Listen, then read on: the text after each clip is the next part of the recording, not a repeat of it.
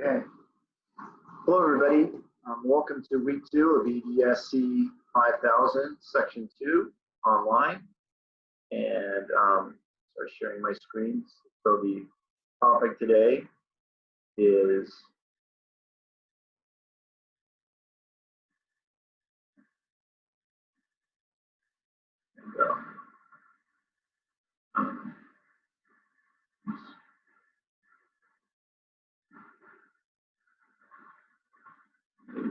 let me just see if this is working.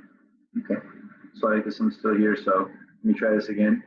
So share screen.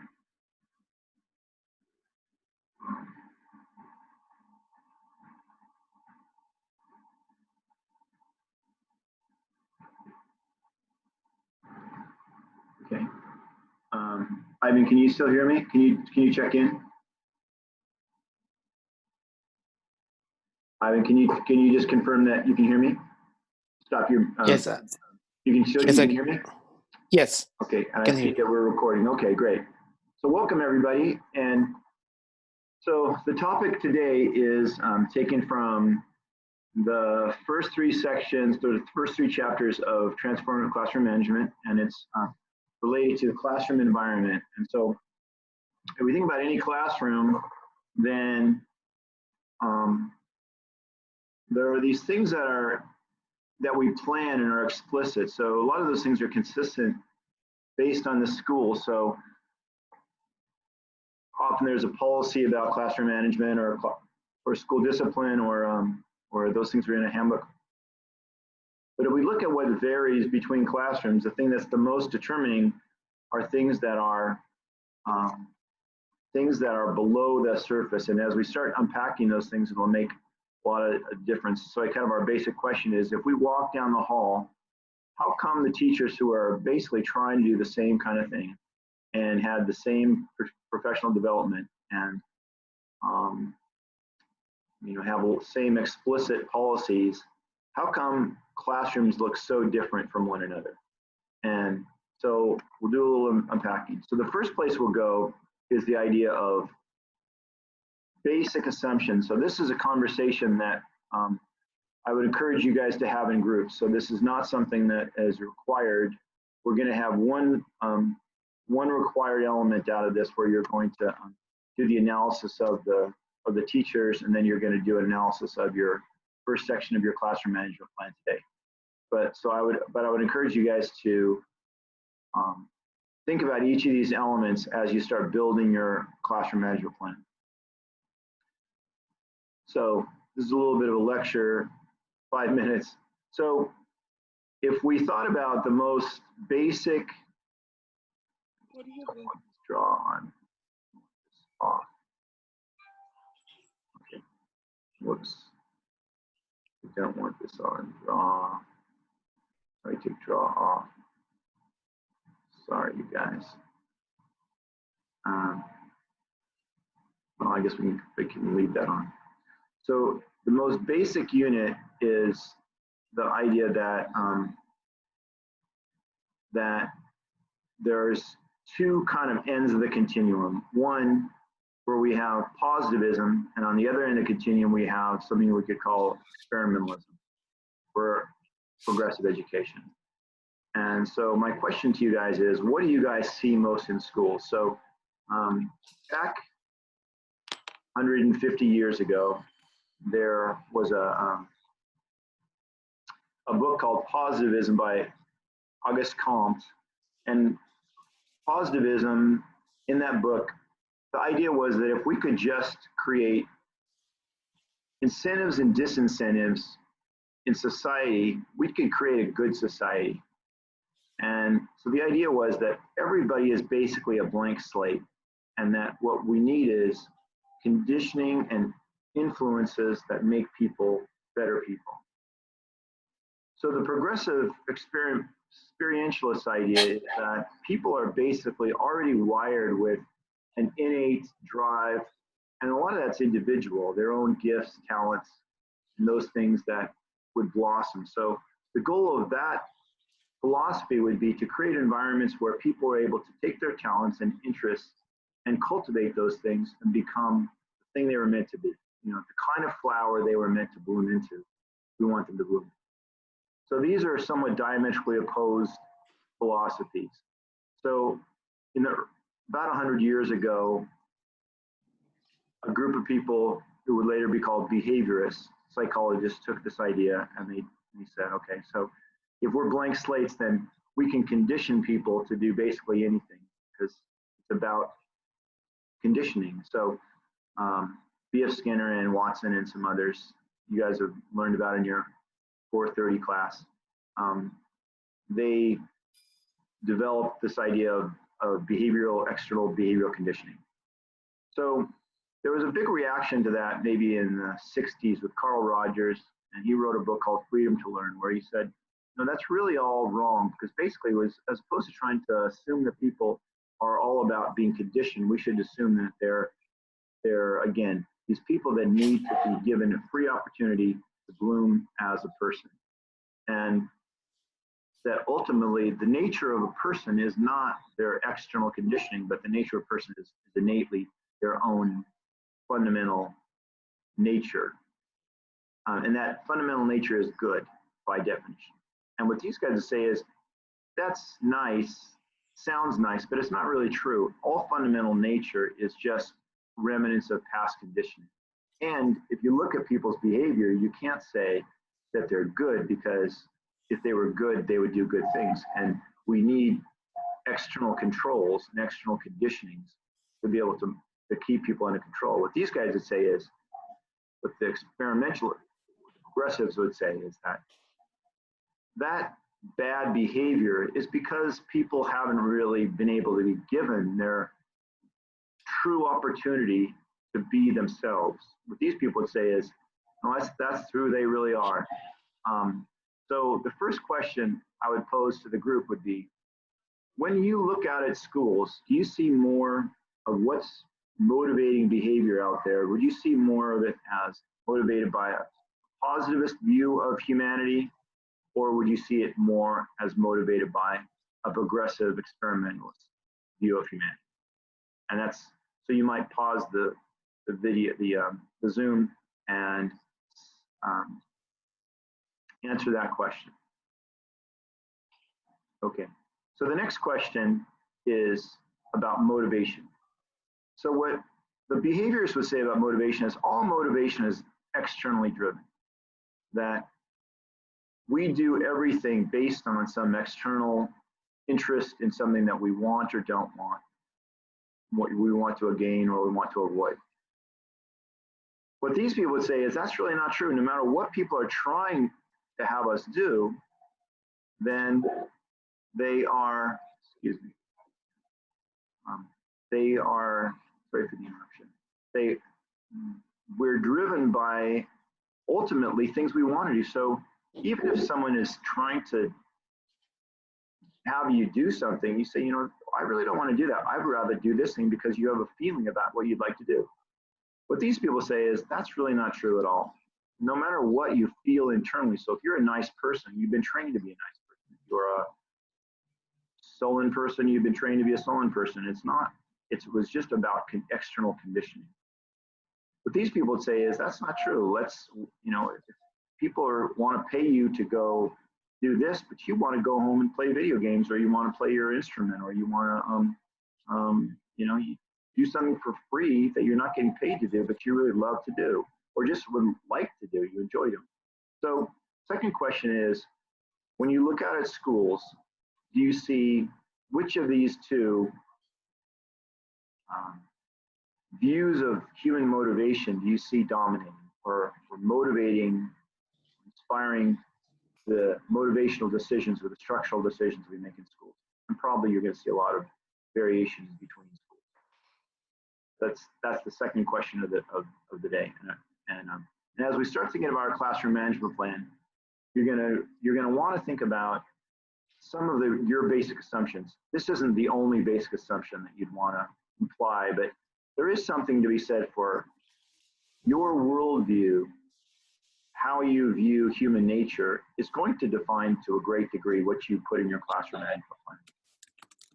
Okay, so the next slide is just the idea of introducing the idea of teacher variation. So let's just say that we are sitting in a table and it's August 24th and the school year hasn't quite started yet.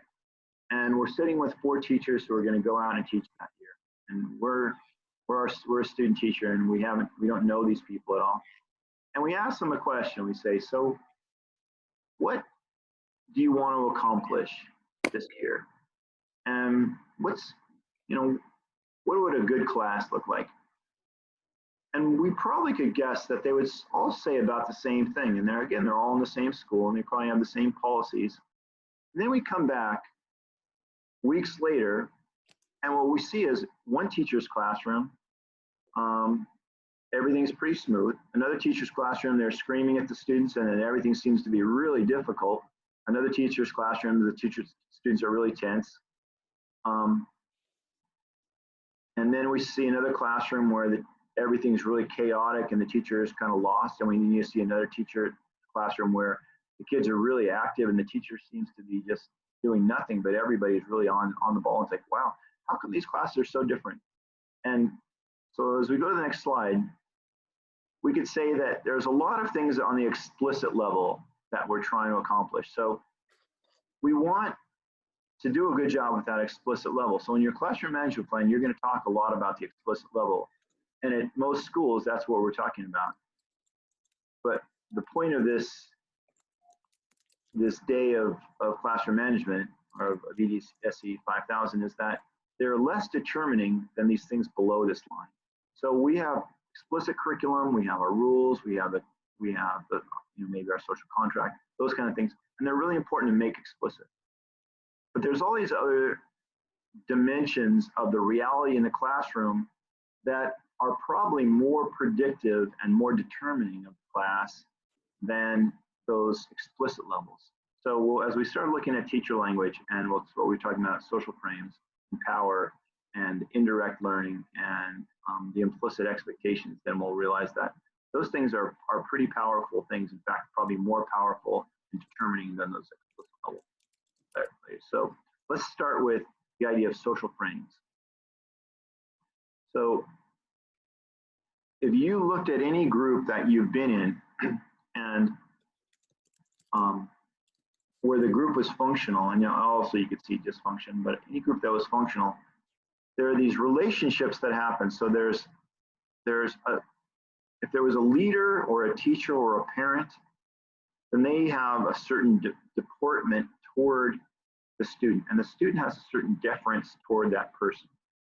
So in the first frame, we have a student who is, when a student is acting responsibly, the appropriate thing for the functional environment is for the teacher to create more freedom. So this is an area where we could just stop today and take a major lesson from just this area.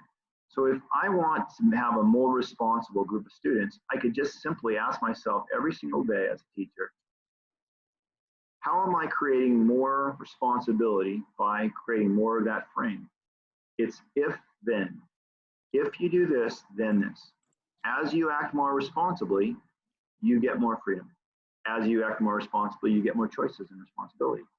So when we do that, we build the responsibility more and more and more over time. And if we do that on a regular basis with every iteration, pretty soon we have very, very responsible students.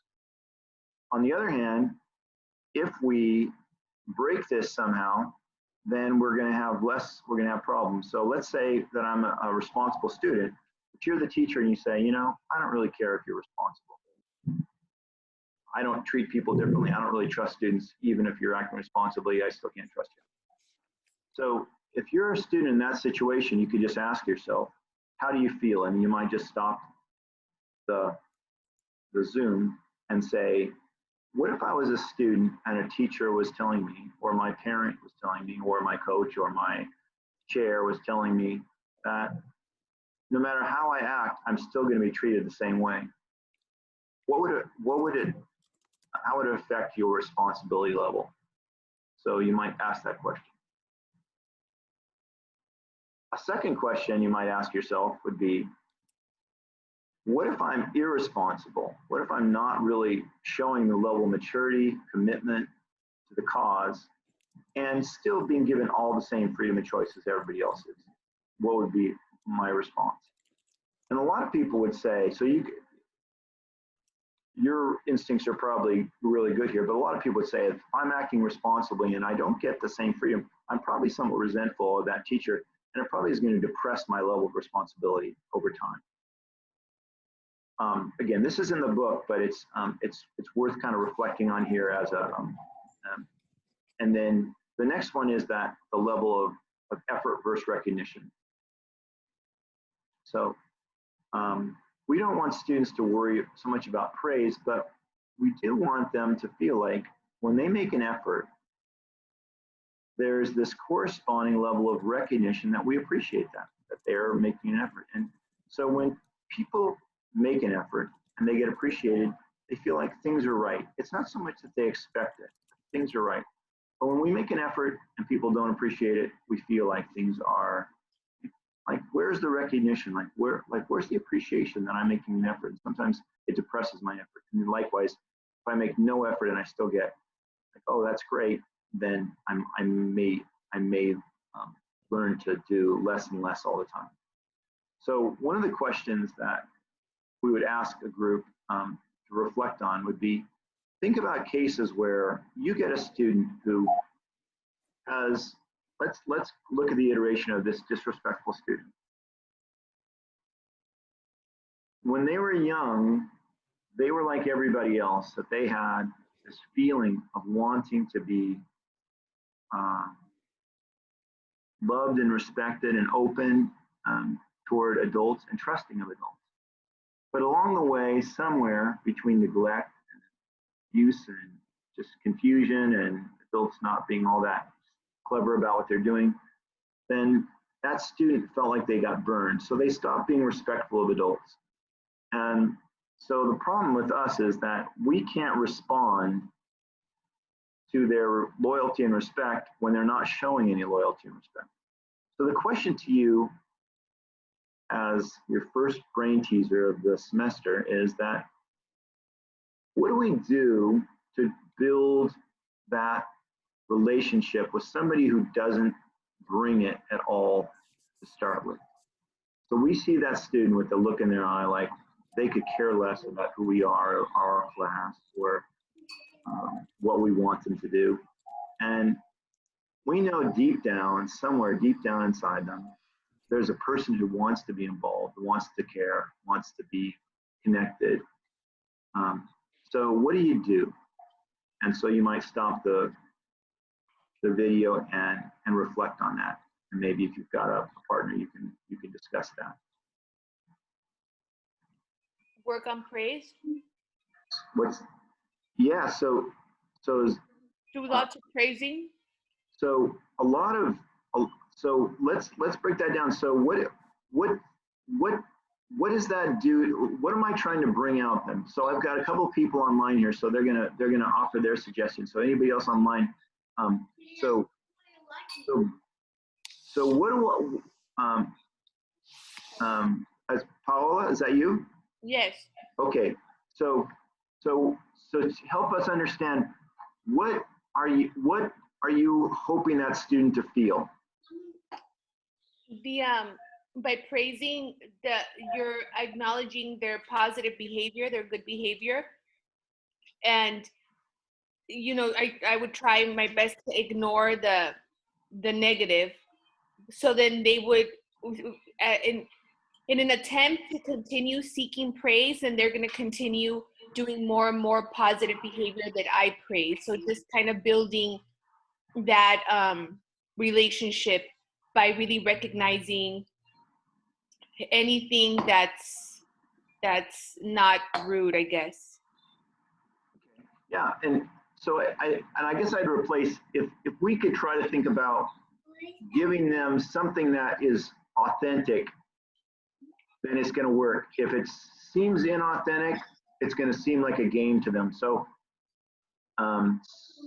there are times where adults give praise because they're trying to be manipulative, and there's times where adults give praise because they're appreciative. And so making a distinction of that, and we'll talk more about that next week too. So, but I think what you're bringing up is coming out of ourselves, and as opposed to kind of just ignoring them and hoping that they come around, that we're gonna go in and we're gonna give them some love and bring them in. And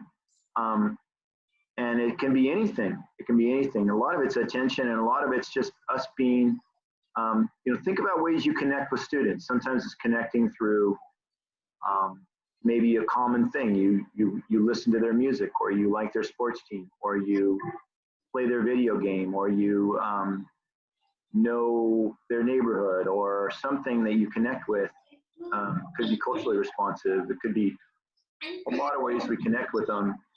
And eventually over time, they learn that we're not their bad experience. We're another person. We're a unique person, and they can trust us. And so it might take a long time, but eventually we can get there. But if we think about the frame concept, we can't wait for them. We have to initiate it. And so that's a great comment that it's got to start with us. So as you think about, almost all of us, our parents didn't probably do a perfect job of all these. So a lot of us have an understanding of what it's like.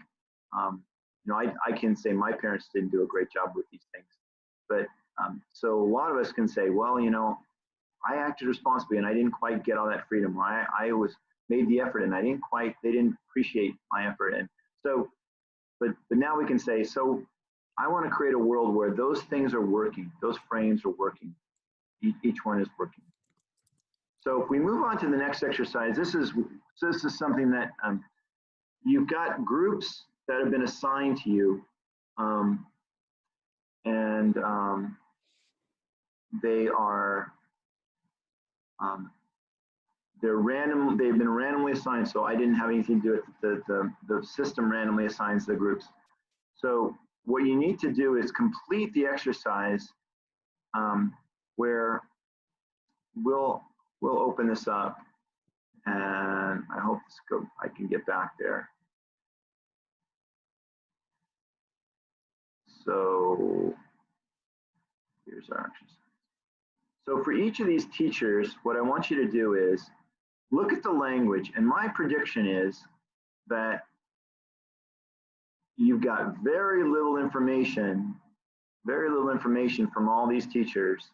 Let's just take teacher A. You got, very little about what they said, but my guess is when you compare your description for what your label is for that teacher, that you guys will agree in your group and you'll agree with everyone. And the second thing I'll predict is that you'll be right. So this may be a time where you want to actually complete that exercise. So it's the exercise in the book, but it's also, you can print this and complete it. You can also complete it just by reading that page in the book. I don't know the page, but it's in chapter 3.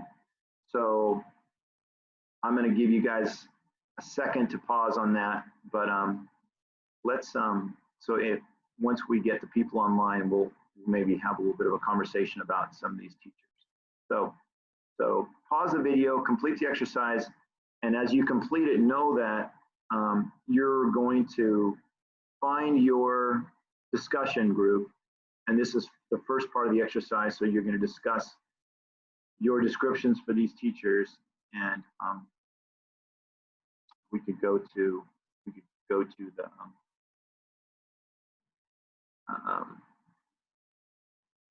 let's just go there now, because just so you can see the discussion. So here's discussion A. So I hope that that this is something you can find on Canvas. So there's part 1, and this is part 1 that we're talking about right now. Part 2 will come a little bit later in the presentation, and then your job is to reply, but to reply to all 3 of your group members. So you need to reply to all 3 of your group members. That was your job, in addition to attending the Zoom today. So let me go back to pages. And, whoops, that's not where I'm going. Still finding my way.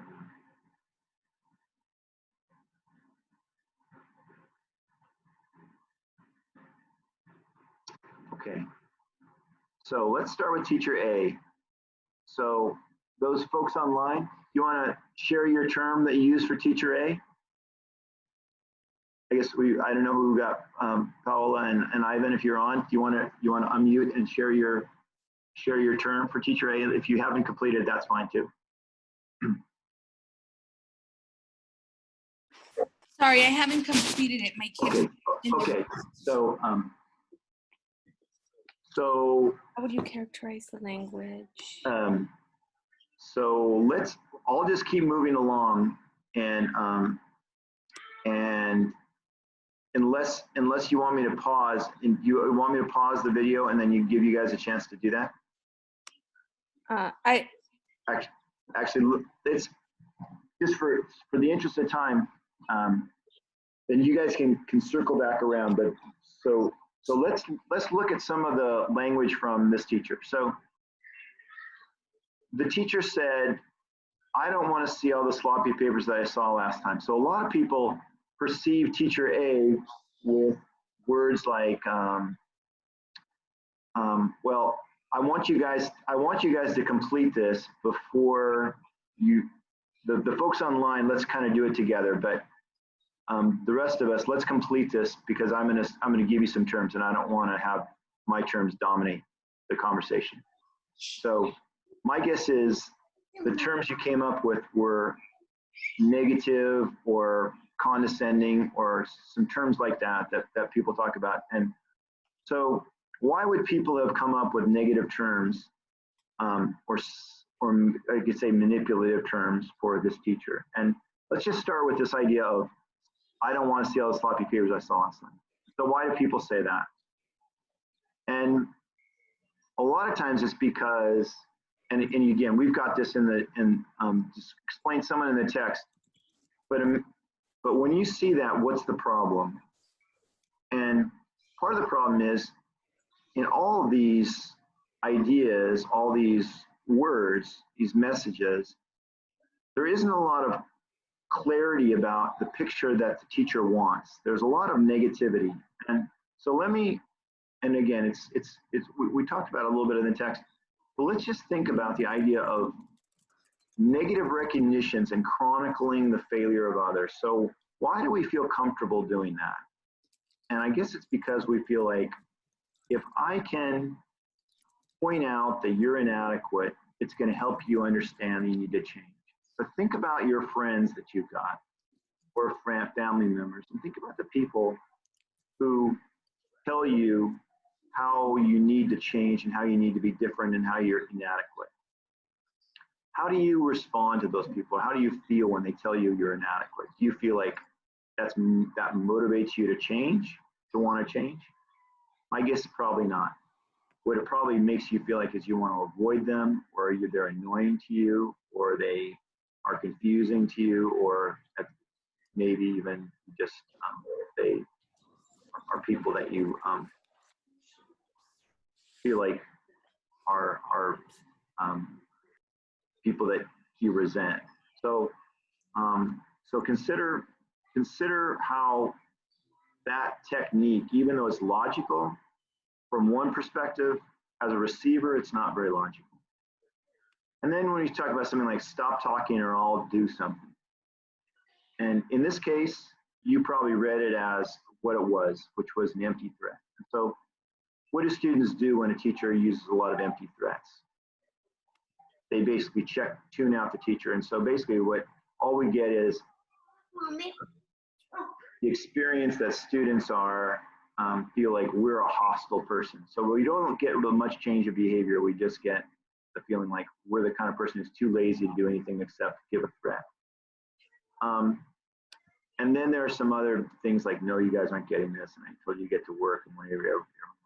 So in this class, what people predicted would happen. So again, your job is to predict what's going to happen, but what did you predict happened over time in this class? What effect did it have on the climate? And what happened was there was a depression in the motivation level of the class, but there was also a lot of rebellion in the class because a lot of people resented being talked to this way.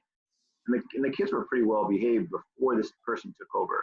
And then the behavior deteriorated as time went on. So let's move on to teacher B. So what terms did you use for teacher B? And so let's start with kind of analyzing some of the things that they said. So starting with this term, listen to me. And what I'd say, and it's not really a joke, but I hope that it puts a smile on your face, but you can go your whole career without ever using that term because it doesn't help you in any way and it doesn't really have any value as a teacher. So we could just kind of imagine, when do we hear people say, listen to me? It's not really a person who's got it together and doing a good job. It's a person who's basically desperate and lost it. So so we can probably just assume that's not something we're ever going to say. When we talk next week about getting attention and getting 100% attention, we'll realize that's probably about the last thing we would ever want to say to get attention. So here's another brainstorm for you guys. So let's imagine we've got students that are working hard. We give them a task and then we have them working hard on something. And we want them to put in maximum effort and they're doing that. They're interested in the task and they're putting in maximum effort and they're getting really involved. But as a result, it's getting noisy in the class. So imagine you're a student who's working really hard on something and you're into it.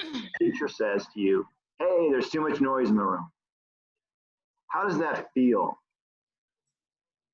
And imagine how inconsistent that feels because you're into the task, but the task they want you to be doing. And then they say there's too much noise in the room. It sounds negative for no reason. So the question to you guys is, what could we do instead? What could we say that got the job done? And we don't have to say very much. We just have to help them understand that it's going great. There's no problem, except that the volume has to be a little bit less.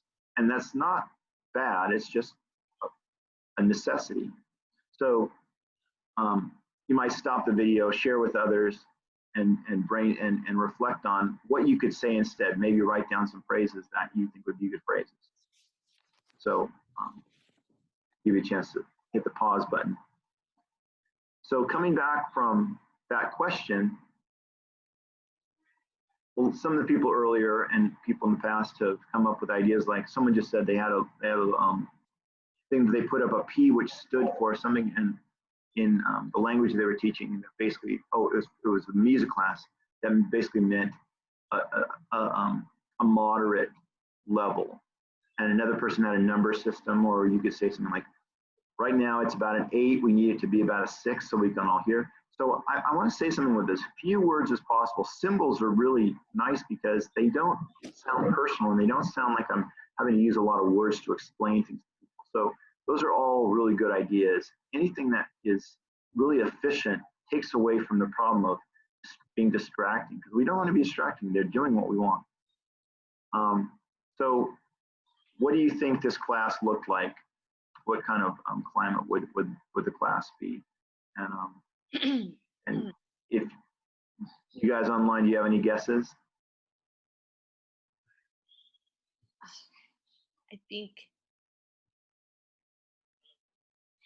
it would just be like I mean, I don't know if I'm answering your question, but would it be just they're just not taking the teacher seriously. They're not seeing the teacher as a authoritative figure. Yeah, that's exactly it. And then as time goes on, what does that look like? We start getting a fearful teacher and students these students were just little kids, little sweetheart kids, and they were really out of control. and it was almost comical. And you could see, you know, the teacher running around, put the glue away. You know, it's like that's so. So Sounds this is, chaotic. yeah, and chaos is the right word. So this is a great example of something where you got a really good-hearted person doing a job, but just the language they're using and the kind of way they're trying to go about it is just not very effective. So what kind of words would we use for teacher C? And you might take a look at this language, and again, stop the video and do the exercise, or I hope you've done the exercise before, but I see we've got some more folks online. I'll give you a second to look at it. Folks online, is there anything that you guys want to add to like a description as you look through these, how you describe teacher C? Words you'd use? I can't see all the people online. I'm not sure why, but I see Scott now, but it's one person at a time. I'm not sure if Paulo and Ivan are still on, or how many people are on. Yeah, it seems like the teacher's putting a lot of pressure on them. Okay, yeah, and a lot of people see this as a little bit manipulative. These are all supposed to be corrective things, so a little bit more constructive though. So, you know, more clarity of what they're trying to accomplish. I need you to do these things. We need to do things. So a little bit different language with a little more clarity.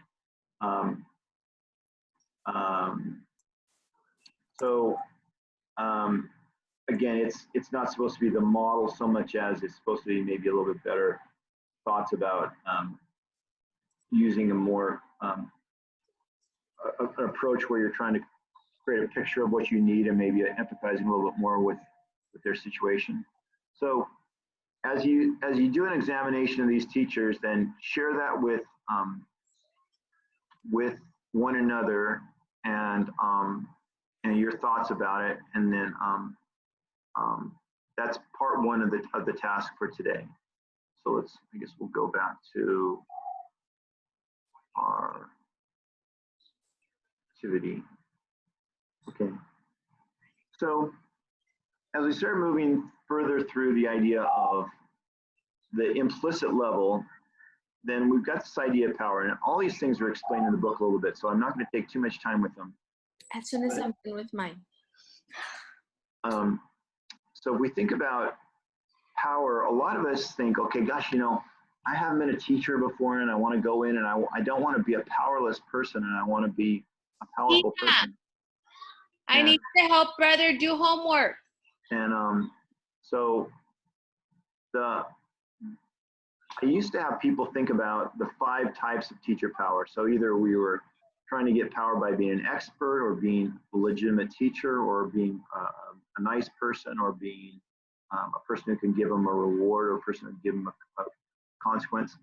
So those are kinds of power. And so it's valuable to think about, like, what's our source of power. But let's just imagine if I ask myself the question, how can I be more powerful? And if I walk into a room and I think, oh, I want to be more powerful, does it seem to work? Does it make you more powerful?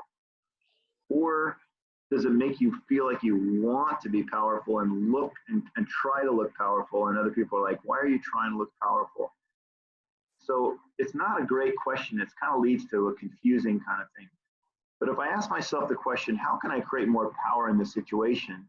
Then all of a sudden I have all sorts of good creative ideas, like, wow, I want to make them more into the task. I want to make them more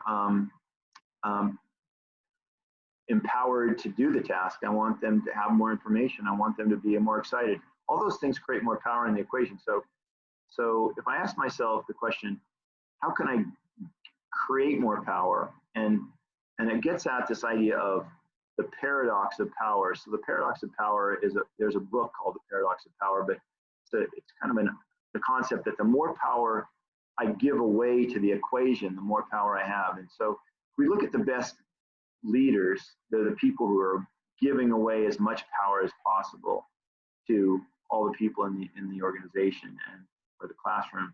And so And that's true about, that's true about any of the most effective organizations today. So, so that's our model, as opposed to walking around wanting fearful employees or looking powerful. We want people to feel empowered. And so, again, if we ask that question, it tends to get us from the right track. Okay, so. I have a question. Sure. I was subbing for this one school, a bunch of fourth graders, and it got very loud. And then I did where you clap and they clap back. Huh? And it just seemed like I couldn't, especially after lunch, I had a really difficult time controlling the class. Like, I lost all power. Yeah. I mean, I took a beating that day. Yeah. So it's just how I guess, I mean, well, it's a good lesson. Yeah, go ahead and finish. I wasn't praising as much as I wanted to. I know my son goes to, we go to therapy together. And so the therapist told us that I asked for what I could do in a group setting. And she said, pick on the good kid, meaning, the really, like, when you see a good kid that's paying attention to you, really praise them out loud, so that the other kids start to emulate that behavior because they want the same praise. And I told her that that's what I do between my kids. If my 4-year-old is misbehaving, I'll say to my 9-year-old, "Oh my God, Valentina, you're doing so great keeping your hands to yourself." And 1 second, thank you, puppy. Oh, you're doing great. That looks so good. And help me do this one? I'm talking to my professor. And so I guess my question is, how do you take control of a classroom like that? Is it through praise? Is it? Yeah. Well, we're going to talk about that mostly next week, and we're going to actually talk about what you actually, the actual example that you use. So it's a little complicated, and let's unpack that. But it's really instructive. Your story is really instructive, because what we learn when we sub is that you can't get power unless you have time, because I can't empower people if I'm not anybody to them. So the thing that subbing teaches us, and I was a sub for a time, and I know that this, and so many of the students when they start out are subbing, and it's a great experience. But what we learn as a sub is, I come in and I don't have a relationship with you. I don't have tomorrow. I don't have consequences. I don't have the ability for you to know me. I don't have the ability to create work that inspires you.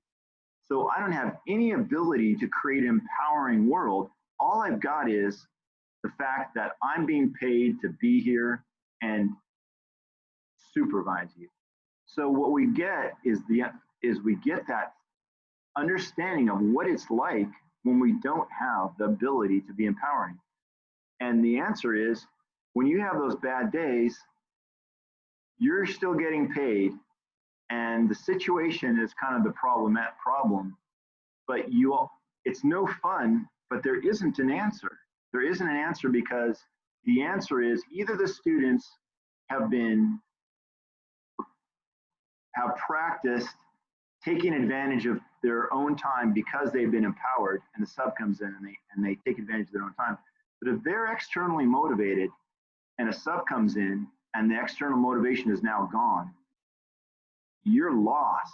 And it is no fun. And I've been in that situation, and lots of students that I talk to every day are in that situation. But let me just say, let's just turn it around and then say, okay, now you're the teacher. You have a relationship with the student. You have tomorrow. We can build something. I can empower that student.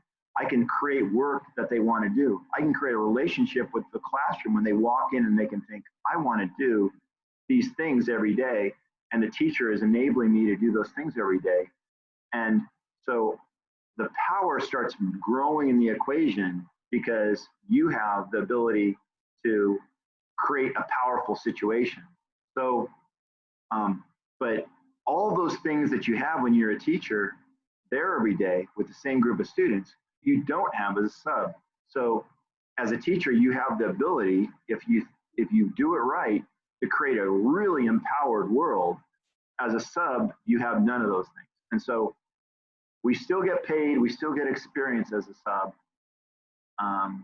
but you can see your powerlessness. It's like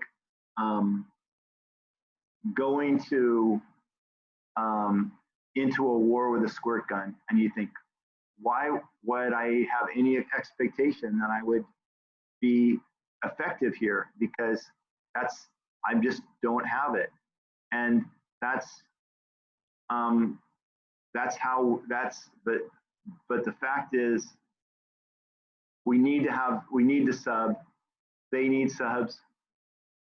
But so for those of us who are in that experience, don't feel so much like, what can I do to have a great experience? Think, I'm learning, I can do a job, but I don't have, I've got a tricycle and that person's got a car, and I can't compete. I can't compete because when you are a teacher, you've got all these elements of power that you can create. And let's as the semester goes on, let's think about all those ways that we can create a powerful situation. But the problem is, as we talk about them, you say, well, how can that help me subbing? And the answer is they can't. So anyway, that's a long answer, but I hope it's comforting on some level to all you guys who are subbing, because it's really difficult. The best we can do, I guess, what I'd say, my subbing advice from what I find to be effective is, what all we've got as a sub is the ability to say, I'm going to write down names of people who did great, and I'm going to write down names of people who didn't do good, and I'm going to give them to the teacher. And all that you can do is say, I'm a person who's going to keep track and keep a record of what you guys did. And that's your power. Your power is that you're going to tell somebody else. And that's not very much power, but at least it's a little tiny bit. And it's mostly coercive power, isn't it? Coercive, the types of power is coercive power. So it's not empowering, but it's at least a little bit of a disincentive. So let's move on to the Pygmalion in the classroom study. So again, explained in the book, but let's just go through this so these teachers were given a class list where random students were selected and they were told these students were rising stars. So what we know that the students weren't any different. They were just students the teacher thought was different. So question to you guys is, what happened when the teacher, at the end of the year, when the rising stars students were compared to the students who didn't have the asterisk by their name and they weren't told as rising stars. So the rising stars, the teachers were told that these rising stars were going to be leaders, they were going to outperform the other students, they had all sorts of aptitude, they were going to have all these latent gifts that were going to emerge. So that was what was in the teacher's head. So over the course of a year, what happened? And so any guesses for those folks online?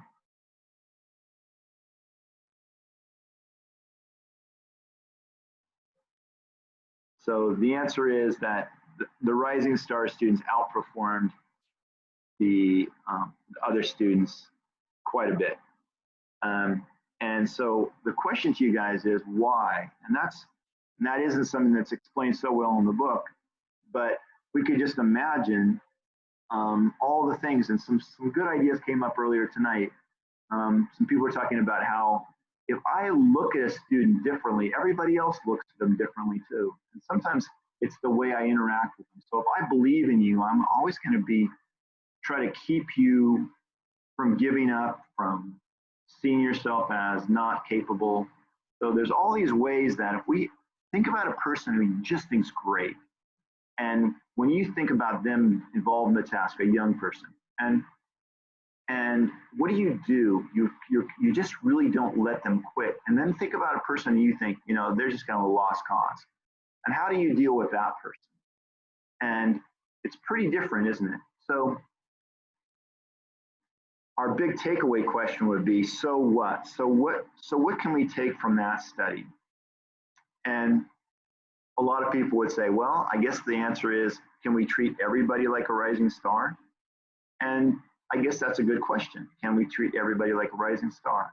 And maybe the answer isn't that we can do that exactly, but we can say, well, do we look at some groups of students and just go, those students aren't capable? Do we give up on some people quite a bit? And earlier in the night, I was talking about how almost all of us in secondary are going to work with somebody at our school or maybe our department who fails 60, 50, 70% of their students.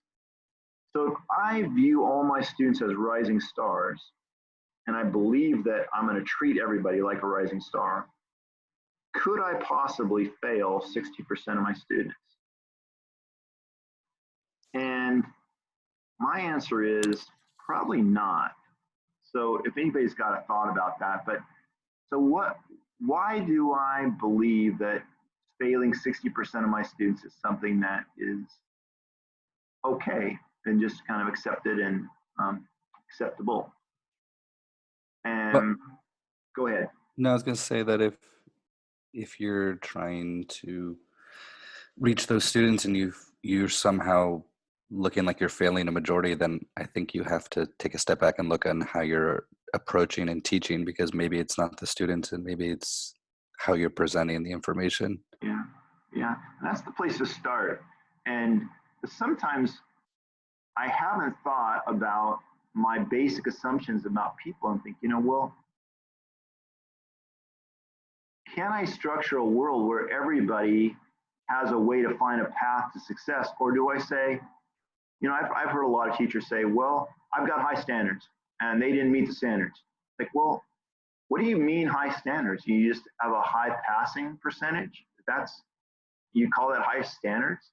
So my guess is you don't walk up to students and treat them like they're a rising star. That would be high standards. That would be high expectations.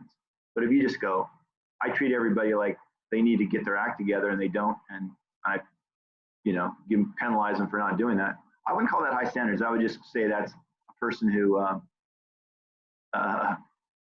feels self-righteous to be able to fail people.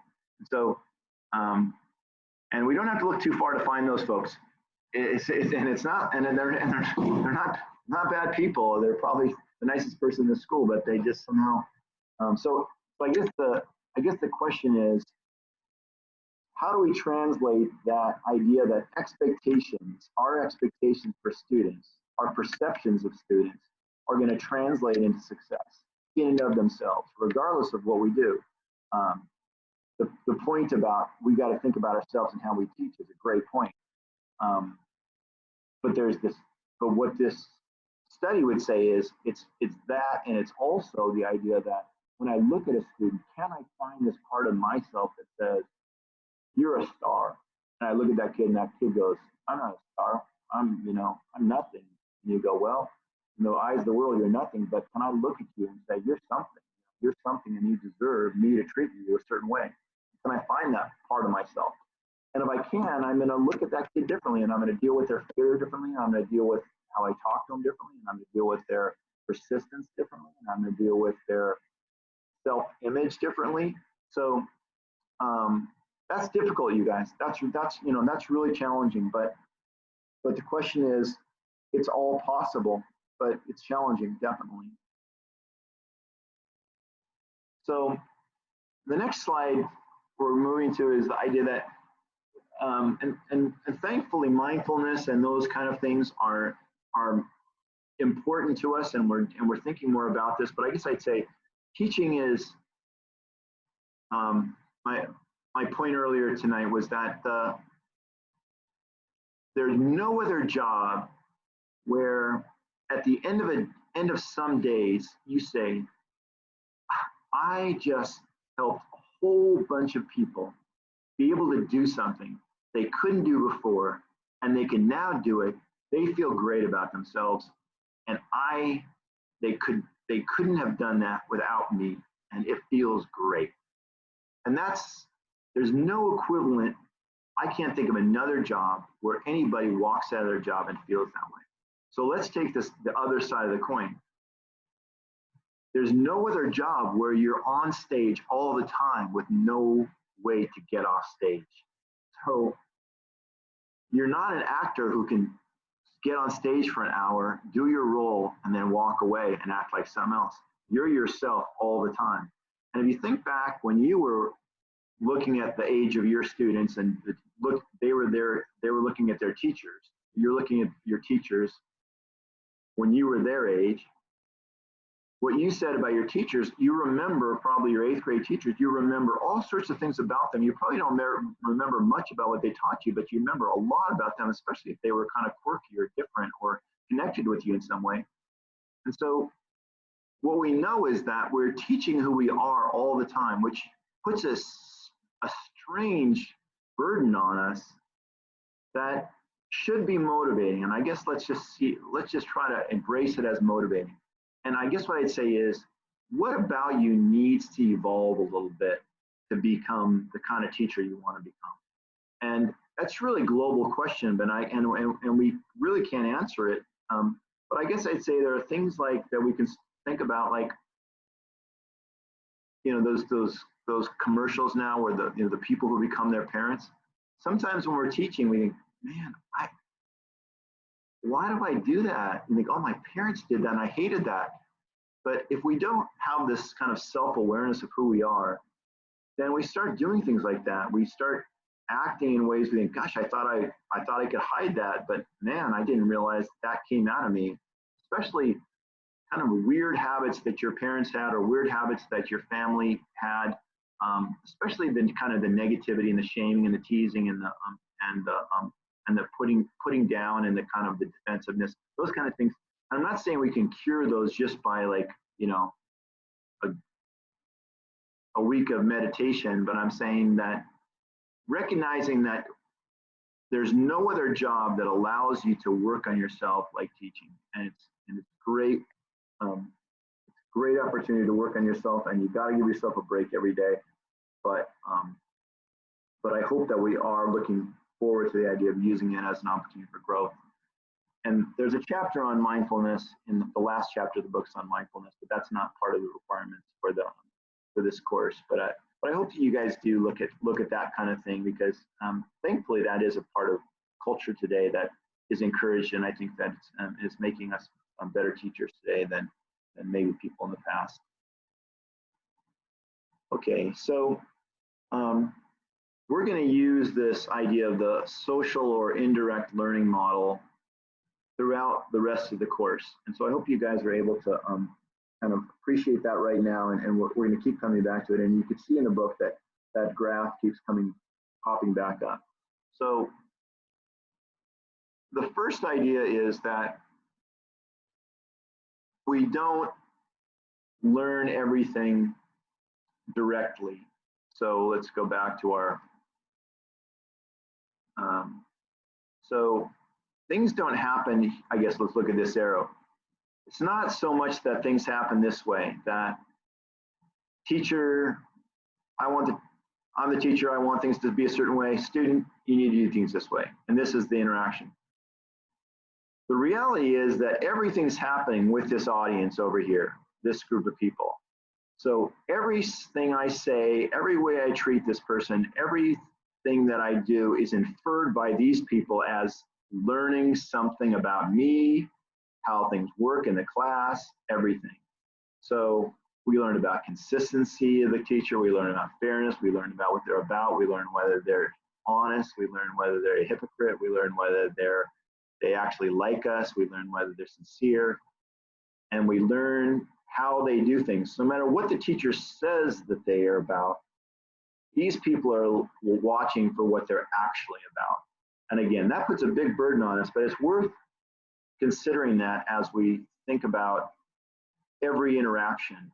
And the last principle that we'll talk about is that when I think about all the elements of this interaction, that there's always an audience to what I'm doing, I'm going to get better every day. If I just walk up to students and go, hey, student, interact, and I'm interacting, what do I want to say to that student?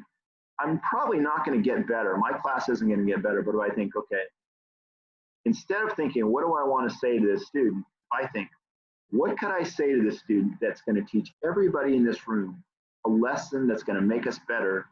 Then I get better and the class gets better. So principle one is we don't need to learn things directly. So you probably have had a situation where you saw someone get treated a certain way in a group and you thought, man, that, you know, I give the example of the professor who criticizes a student's answer, and the rest of the students in the class did not get criticized, but their behavior changed, didn't it? Everybody learned what? That if that person can be criticized for you know, just answering honestly, then I could too. So the whole class becomes suppressed. So that's a good example of how we don't have to learn directly. And if you want to have a kick, then watch those Bandura films of the kids watching the Bobo doll. If you actually, I don't have that link, but that's I should put that link up, because you might just Google Bandura Bobo doll and see what you get, because I know they're available someplace. But the kids come into the room and the adult tells them, situation one, adult tells them, and I think this is in the book, isn't it? The adult tells them, don't touch the Bobo doll. But there's this video of other kids beating up on the Bobo doll. So all the kids, what do? They disregard what the adult told them to do, and they do what the modeling of the kids on the video tells them to do. Second situation, the adult tells them, don't touch the Bobo doll. The kids in the video walk past the Bobo doll. These kids now see the video and they go, okay, so they walk past the Bobo doll.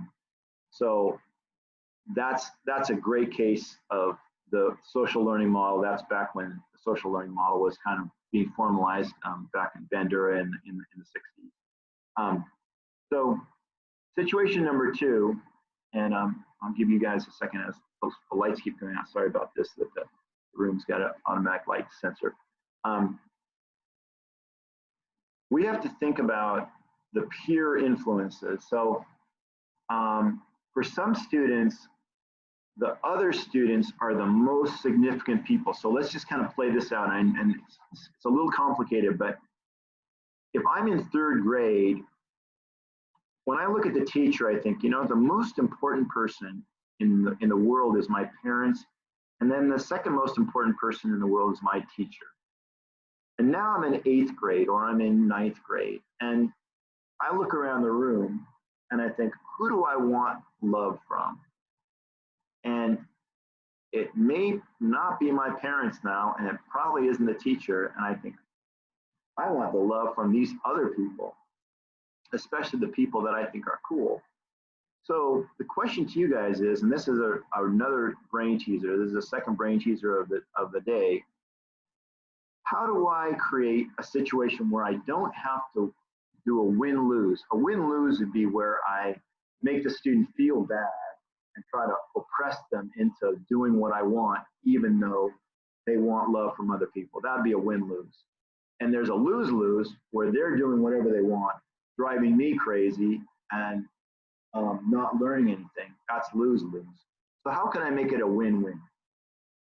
And I guess the hint on that one is, and maybe stop the video and just think, okay, how could I create a win-win? When have I seen a teacher who took a kid who needed love from other people desperately and made that to their advantage? And that's a great place to stop the video and just think, okay, where have I seen that? And so coming back to the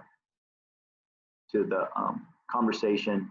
So if we think about how can I create opportunities for that student to get love for doing things that are good for everybody. So maybe I want to make that student a leader, or a person who passes out papers, or a person who is able to be involved in a way where they get some recognition, or maybe I point out their successes. So there are a lot of ways I can create a win for that student to do something that's positive and good for them, good for the class, and also allows them, enables them to get more love from other people. So that's, again, kind of complicated, but if we start thinking about all the ways that that situation could drive us crazy, it's worth thinking through that complication. And it's not all students. Some students are going to want to make you happy, but there are a lot of students who you think, wow, how come they just don't seem like they care about me or this class? But when you make it about something where they're getting recognition from other people and they're somebody, then all of a sudden they care about your class a lot more. Okay, so here's another thing that we've got to figure out in terms of involving that contingency. So we don't have the diagram here, and so it's hard to see the words, but I'm going to go back to the diagram. So if I want to use these people to modify this person's behavior, what do we call that? So we've all been in a situation where, probably many of them, as we've been in our time as students, where the idea was everybody gets to win or nobody gets to until, you know, those situations. So we would call those group contingency situations. So you've got to decide as a teacher, philosophically and then practically, how do you feel about that? And for some of us, we're going to say, hey, look, that's not something I want in any way. I don't want that part of my class. But for some of us, we want to use the power of the collective to modify that person's behavior. And who are we talking about? That person is the person who it would take them 15 minutes unless we said nobody gets to go until everybody's done. And now it takes them only 5 minutes. So it's good. It's a great idea logically, using the power of peer pressure for a group contingency to create influence on a student. So all of us have had that experience where teachers have done that. And we might even have been the person who was being influenced. And we probably remember it if we were. So the question to you is, when did that go wrong in your estimation, and when did it go right? And you might even add that into your thinking in the in your discussion with each other, because that's a good one to discuss. And I've only got one discussion, but you guys can add anything into that you think is useful. So we'll stop the video, and I would pause the video and ask yourself again, when did you see this going right, where the teacher said, nobody gets to go, or everybody gets to go when, or everybody can win when everybody's done something? Because what we're trying to do, again, is modify, speed up these people here. So second question is, when did it go right? So reflect on that. And coming back, so probably what we'd say is a few ways that it could go wrong would be when this person didn't really care. And we said, nobody gets to go until everything's done. And what happened? It didn't get done. This person didn't do it. They didn't care. And these people were really resentful. First of this person for about 5 seconds. And then they're really resentful of this person, the teacher, because it was their bad idea that made these people have to lose their opportunity. So that's when one way it could go bad.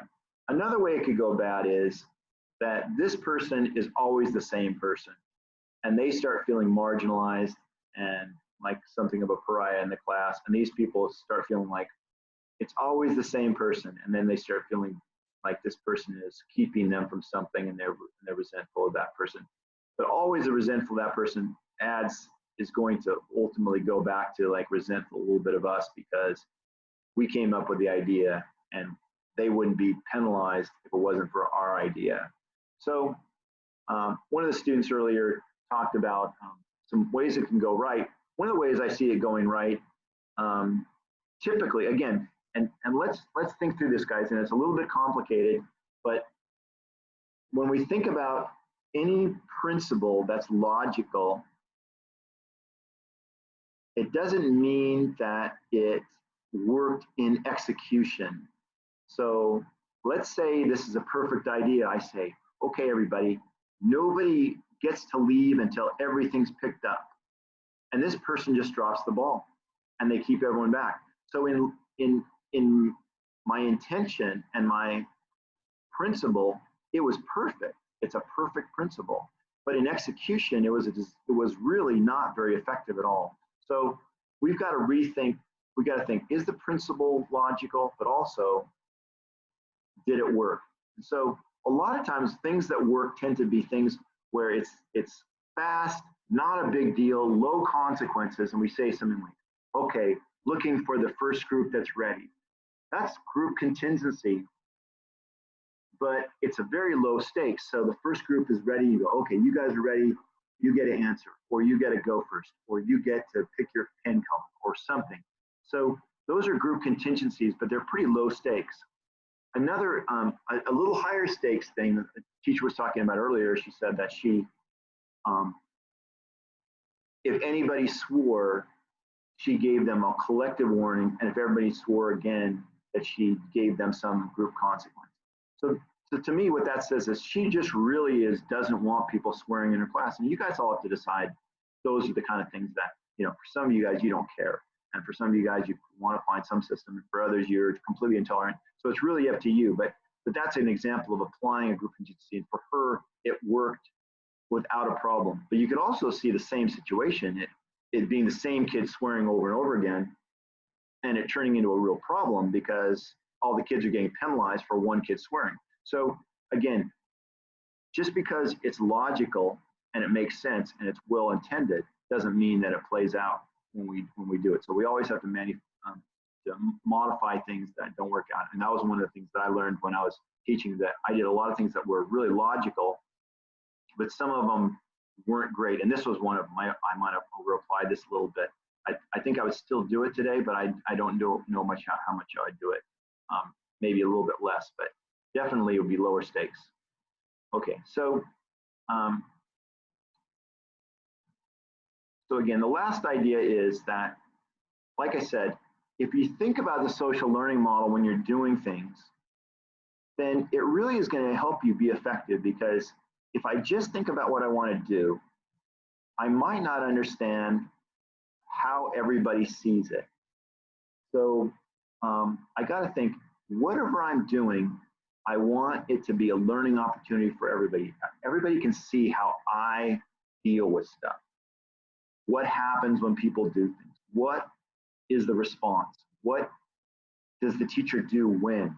So we learn from my action. But if I just do something, and I think, well, that's what the student needed, I got to ask, what did everyone learn from my interaction with that student or my comments to anybody? Okay, so that's our conversation. Again, most of that's in the book, and so you guys need to integrate that into your classroom management plan, into that section where you're going to talk about your philosophy, and then your overall kind of your overall class goals. So let's talk about the classroom management plan a little bit. And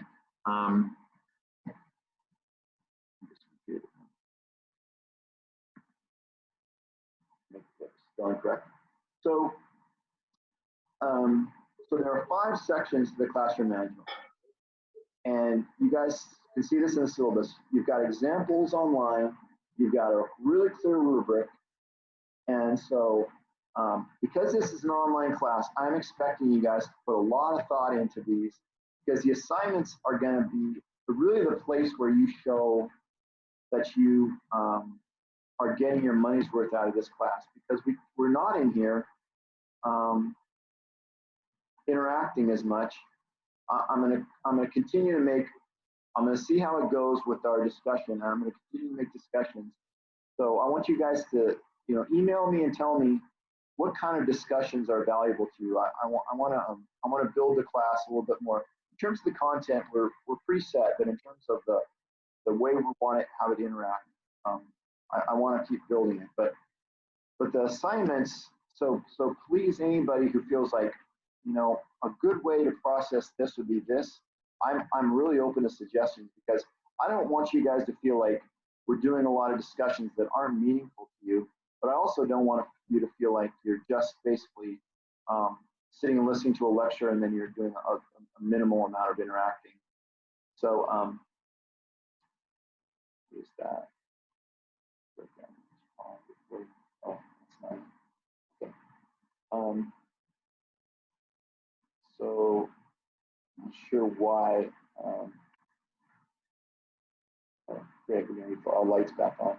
So hi there. That's okay. We're just doing an online classroom. So the section A of your classroom management plan is your philosophical section. So again, you've got 5 sections. 1, your philosophy. Could you just activate the lights, please? If you just move around, I think we'll activate the lights. You just kind of walk into the room. That's great. Yeah, that's great. Then we're good. Thank you. That's good. No problem. I appreciate it. Thank you. So section A is your philosophy of classroom management, and that's going to include these sections here. So some of your basic assumptions. So when you're writing your paper, as you start evolving your thinking here, then you're going to say, so generally for me, classroom management is about this. And then here's some of the principles that I think are meaningful to me that I would want to apply in my classroom. And you want to include some of your assumptions about people. So those don't have to be related to kind of what we're talking about, like, you know, that continuum and all, but just some of your assumptions about what makes young people tick. And then theorist is the idea that you're just using other people's, you know, I think John Dewey had it right, and I think, you know, so-and-so had it wrong. And so you're talking about yourself in relation to some other people who talked about education. So it's not you doing this is not a research paper. It's not you're not trying to tell me what anybody else thinks. This is you taking all the wisdom that you've collected in your time on the earth, and you're reading, and you do that in class, and on your other classes, and you're going to create a plan. So the last piece, so the workshop is, you know, in here in the regular class, you know, and think through it, but for you, take a look at some of the examples, reflect on that question, put that thought in your mind, and just think, okay, so what is, and I wouldn't write this one sitting, you guys. Put the thought in your head. Take a week with the idea of saying, what do you really want? And I guess I'd say be ambitious, because my experience with classroom management plans is that the thing that you really want today, you really don't make happen for about 3 years. But instead of saying, oh, I'm going to write a plan for my desperate survival the first couple of weeks of my new teaching, why would you want to do that? Why wouldn't you want to make a plan that says, what I would love to make is this? So make the classroom, describe the classroom that you would love to have. And probably the likelihood is you're not going to be able to create that classroom for a while, but still talk about and design and envision the class you'd love to make. So that's the goal for the classroom management plan. But especially for part A, where you're talking about your philosophy. This is a philosophical section. The rest of it has got to be very practical. Part A is very theoretical. So let's move on to the matrix, which you've got chapter 2 to explain this, but and we have the music analogy, but I would look through this matrix and say, so what are we talking about? So you've got the mouse here. So one continuum is high function versus low function. And then we've got this other more controlling or more trusting and student-centered, more student-centered, teacher-centered, controlling, student-centered, trusting. So it gives us 4 different quadrants. And so you probably all had experience with a 4-style teacher, right? We all, great, okay. Oh, I don't know what that is. I think that's just, yeah, that's editing. Okay, so so what was that teacher, imagine that teacher's classroom. And my guess is, even if, I hope you don't spend too much time observing 4-style teachers, but you probably have observed them here and there, or you've already had them. So what are we trying to do? I'm trying to kind of use my personality and I'm trying to overcome my class by imposing myself on you guys.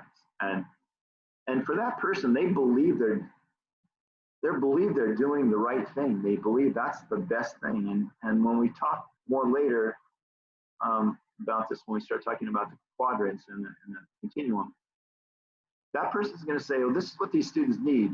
But when we start looking at the research, the results they get are not going to look so great. And then there's the 3-style teacher who, what's motivating them? I mean, in their past, somebody was controlling, and so they just don't want to be controlling. They want to kind of just, like, everybody's going to do it if you just kind of let them do it. And so what does that get us? And the problem is, in the absence of having an actual leader in the room, what do you get? Well, you get a lot of chaos, but you also get social Darwinism. You get the strong people over taking advantage of the weak people. So it isn't like everybody wins because they have a lot of freedom. It's like you feel like you're in a place where there's no rules, and you feel vulnerable unless you're at the top of the food chain, and then you love it because you're able to oppress other people. But that's probably not who we're trying to reward in the world. So we've got these 2 options. We got a 2-style or 1-style option. So in the book, it brings up the idea of the music analogy, but a really good exercise for you is to say, so what kind of, if we had to put a kind of music into each of these 4 boxes, what kind of music would define each of the 4 boxes? And so I'll give you a second to kind of look at it and think, what kind of music genre, not song, but like a genre, what kind of music genre would I put into each of the 4 boxes? And so take a second, pause the video, and then think through that. And so as we come back, I don't know if I have a great answer, but someone was saying something about this kind of Nazi heavy metal band that was their 4-style. I think of something like asynchronous kind of percussion music that you'd like, what is that? It's like, and for 3. For 2, most people kind of identify classical music. Most people identify jazz. In 1, everywhere I go, because they do this a lot of different places around the country. And so people actually come up with those analogies. So what does it take? Let's just kind of think about, could we make classical music that sounded great?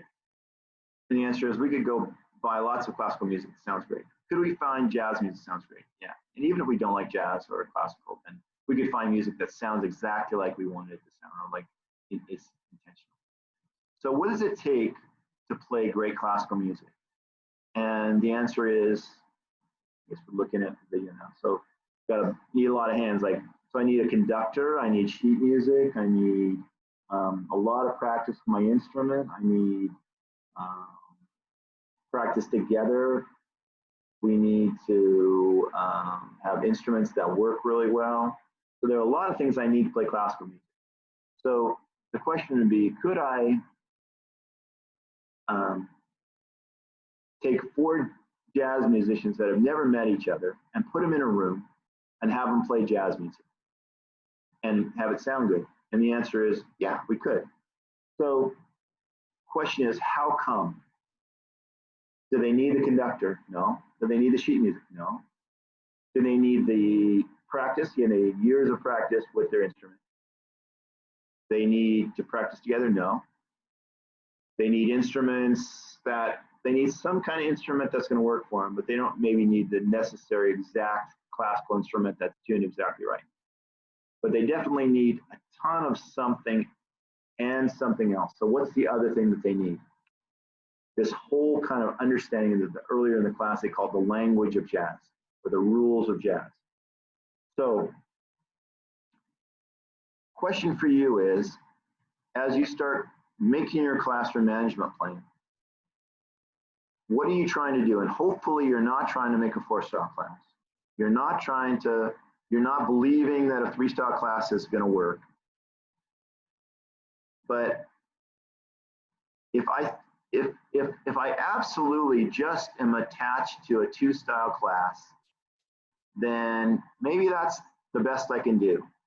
But if you want a 1-style class, that's, Transformative Classroom Management is written as a book that is supposed to help you understand how to get to that 1 style. And so I can create a 2-style class pretty efficiently. And what does that look like? High-level 2-style class is efficient because I've got it together. I got my hands in the steering wheel as the teacher.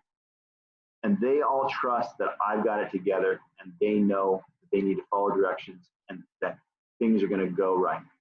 So that's doable. And if I'm subbing, we can go back to sub example, I can't do that as a sub. I can be 4-style or 3-style as a sub, but I can't do 2-style because I don't have tomorrow. I still need tomorrow to create this. I don't need that many tomorrows. I can do that maybe in a month and I can have a really good 2-style class. But why do some people feel like that's not the extent to where they want to stop? And some people want to create a more self-directed class. And so if I want that jazz language, if I want the students to be able to function on their own, be self-directed, and if that's my goal, really that's what I need to state, is just state and intend my goal and find ways to make it happen. Some people will say, well, what if I started out 2-style and moved in that direction?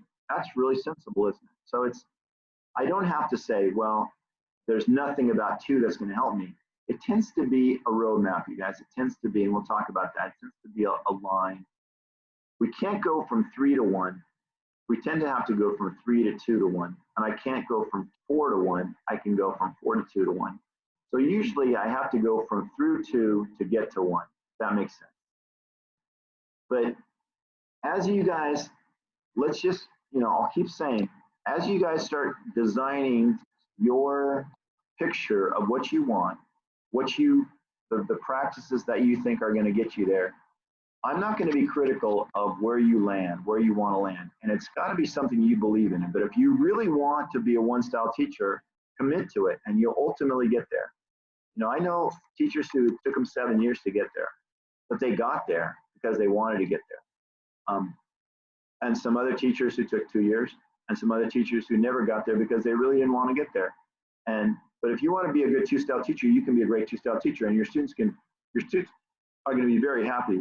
So it's not like their students feel like they're missing something if you're a great 2-style teacher.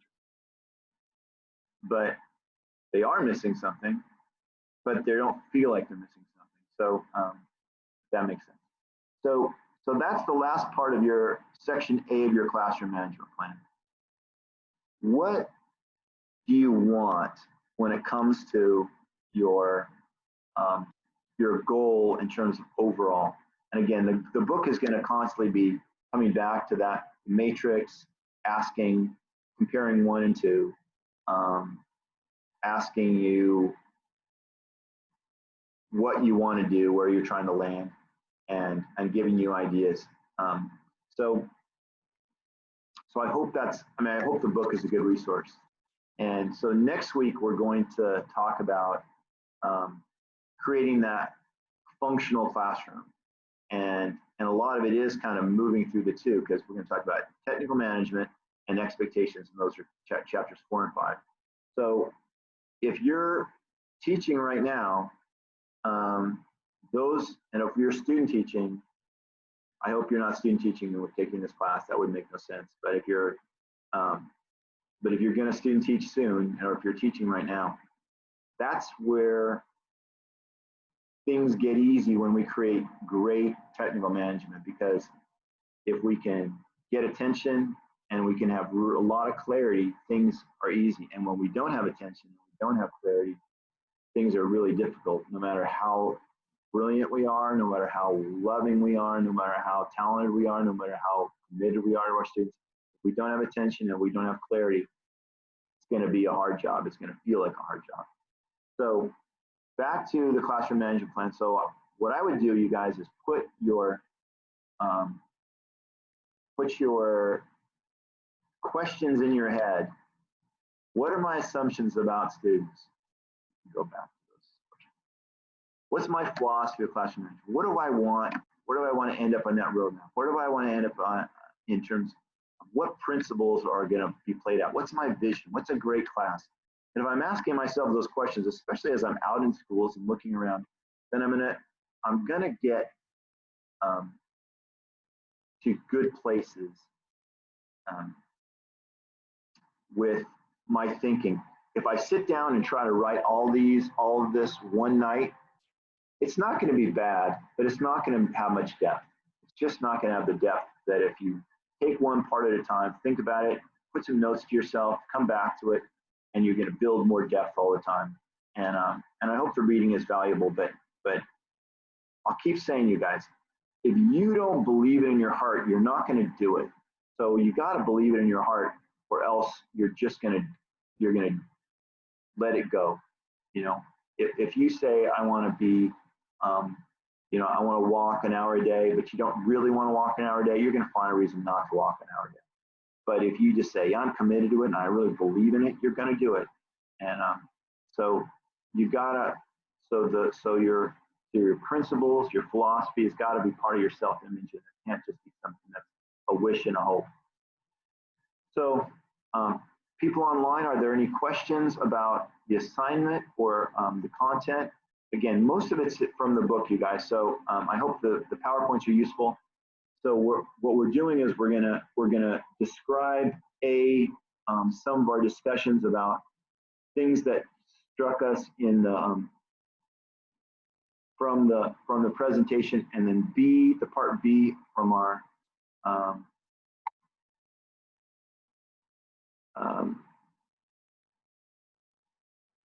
discussion is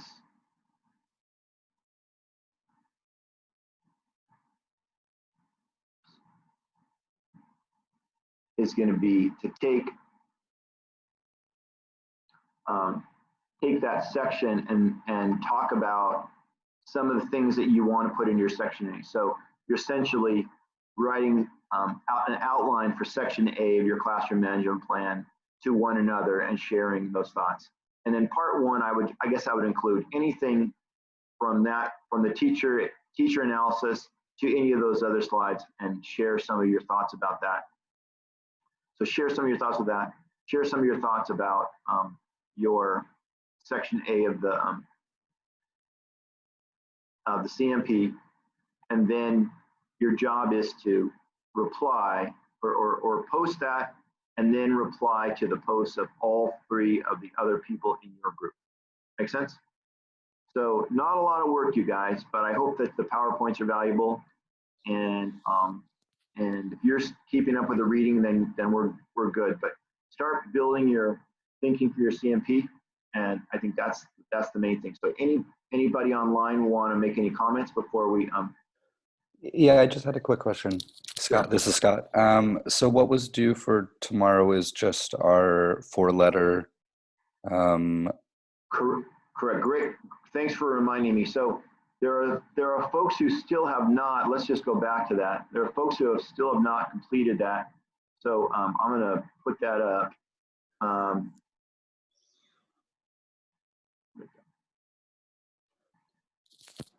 So if you wouldn't mind, I shouldn't say you guys. I'm a little confused why we've had a week and we've still got 1, 2, 3, 4, 5, 6, 7, 8, 9, 10 people who haven't posted on there. If you posted in some other form, that's great. But please take that and let me know what your style is so we can complete this. But I hope that you can get it onto this format, this list, so you can see each other's style, and I can pull this off and print it, and I can know your learning style. So that's due tomorrow. So I guess get that done. My instinct is if I give you guys 3 weeks, you're going to use 3 weeks. So I don't want to give too much time for assignments that are not big deals, because if I give you guys a lot of time, you're just going to wait till the deadline. So let's get them done. And I don't care that much about deadlines, you guys, but I don't want you guys to start pushing everything off and pretty soon doing everything at the last minute. So let's get this class done, kind of like with the weekly housekeeping, the one thing at a time, the weekly kind of stuff. Does that make sense? Because I feel like if we start turning it into a bunch of assignments for every, a clump of assignments after a few weeks, you guys are just going to wait for those few weeks and then get them all done in a clump. And the problem with that is that if you need to respond to other people, they can't count on you. So we need to be able to know that we've got a group that we're working with, and there's a small time frame of responses to each other. That's the logic behind that. Like the classroom management plan, if you turn that in at the end, I'm fine with that. I would turn it in earlier, but you can turn it in at the end. ISP, same thing.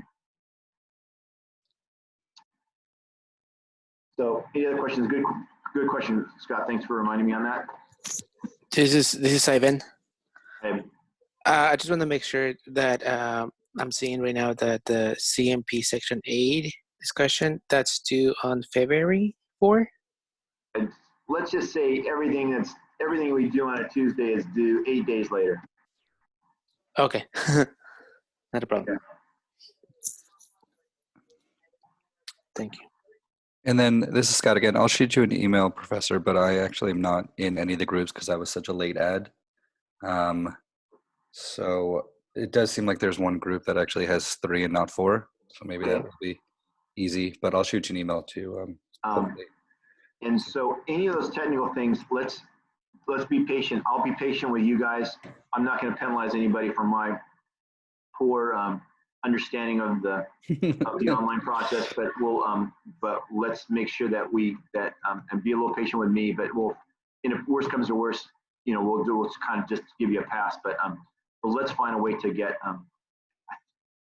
everybody to have groups. And ultimately, I don't know if you guys know each other, but I'm going to ask you guys whether you want me to keep using random groups or whether you guys want to pick your own groups, and either one of them is possible. I think random is fine. Okay, so I'm going to stay with the random until people go, yeah, can we pick our own group? And then I'll change.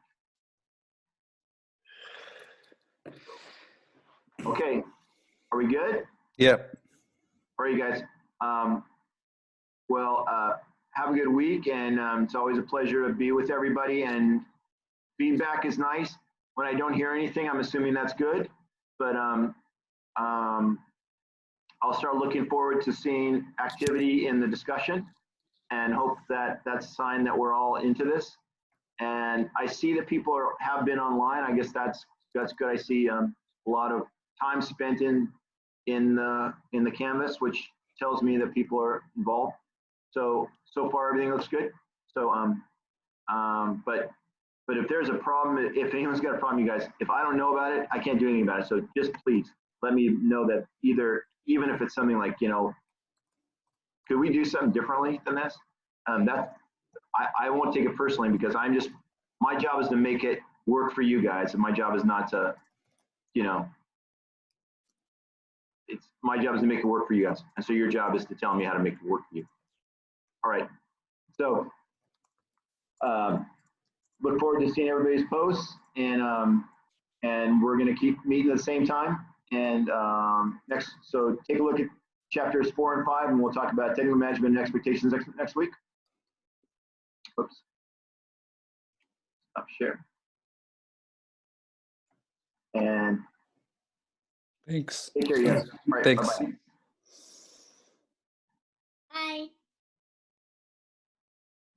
Bye. Bye.